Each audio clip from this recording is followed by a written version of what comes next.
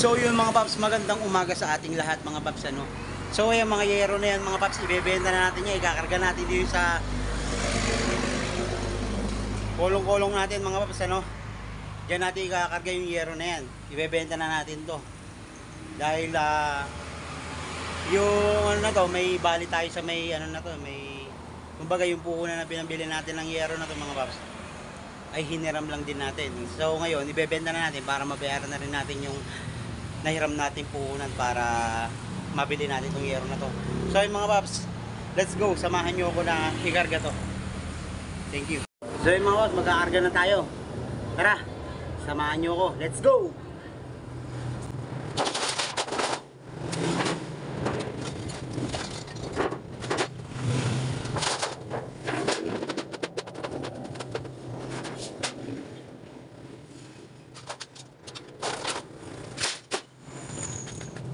So yung may bumili na sa ako mga paps ano, ay yung pinagbilan no, 500 pesos yung pinagbilan natin sa sako.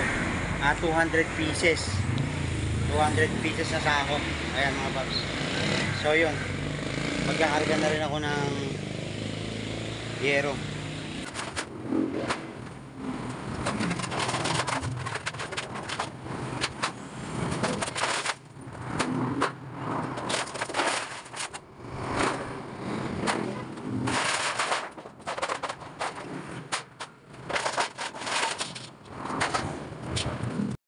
At so yun nga mga paps ano, bayari na tayo mga paps. So nakikarga ko na rin yung mga yero. Eto mga paps, yung naiwan na yan na 3 piraso, hindi natin sasama yan, magagamit pa natin yan kasi mga long span yan eh.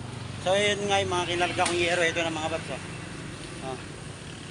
Tinali ko na rin, hindi ko na nakuha na. So mga paps, so bakal na lang kakarga natin. Doon tayo kukuha ng bakal para maibiyahin na natin. So yun mga paps, update ko kayo uli. Maraming salamat. Boom. So yun mga paps, ito na yung bakal na ikakarga natin dito. Ayan, lalagay natin doon sa kolong-kolong kasi naikarga ko na yung tangke. So mga paps no, yan, matino pa yung tangke na yan. So kasama ko na naman yung pamilya ko, bibiyahin na naman kami, di-deliver kami at magbabayad kami ng inutang namin. So tara, let's go, samahan nyo ako mga paps.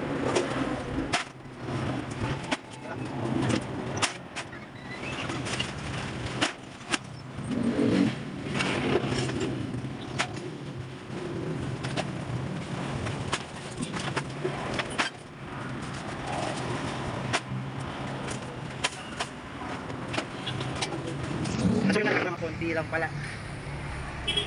So tara na, bibiyahe ko na to. So tara na. Uy, Eme, mali ka na. So mga paps, salamat.